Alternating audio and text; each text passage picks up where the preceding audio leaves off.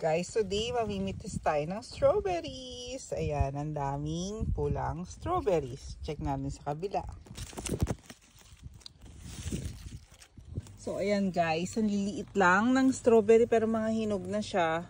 Tara, mamitas tayo pang strawberry shakes. Hey, it's strawberry. Ayan. Dali na, pitas na. Nandito lang yan sa bakuran. Talagang pag may itinanim ay may aanihin. Tatago sila. So, anihin na namin kasi pag hindi namin to inani, ang mag-aani dito ay Mouse. ang mababait na mouse o kaya ang mga Cutter. suso.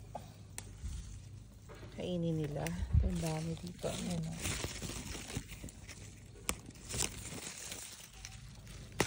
Aba yung pula lang. Actually, sa Philippines, I'm sure. Ayan, si Bunso. Kaya hindi. May mga kumakagat din talaga sa kanila. At ang gusto pa ng mga insekto, yung pula talaga, no? Mouse, ayun o, ang dami o.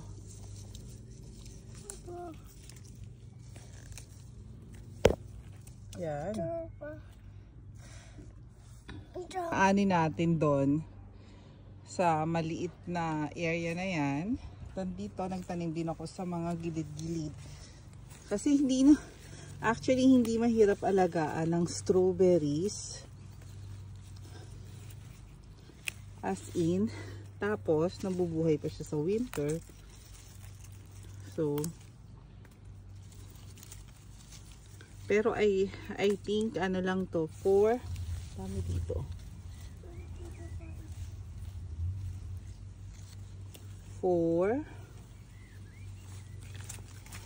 Uy, grabe. Ang dami nakuha ni Bunso ah. Ay, malaki! Tingin. Malaki na malaki! Saan? Oh, wow. Laki niya na. Opo. Pulang-pula. Naman, mapupuno na namin yung lalagyan, no? Opo, ako gusto ng Mexican. Ay! Bakit? Ito pa? Diba, hindi na namin kailangan bumili. Ayan, oh, maliliit lang siya pero ang tatamis. Opo. Dito pa ang dami. Saan? Sige, dali, pitasin mo yan. Oh, wow. Ayan, oh, ang dami. Opo, ang dami. Tikit-tikit. Ito din. Ito. Pitasin mo, dali. Ayan.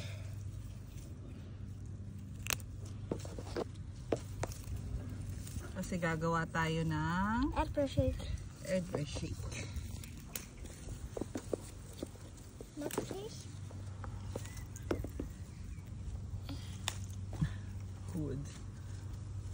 Ito ba? Cool. May kambal pa dito.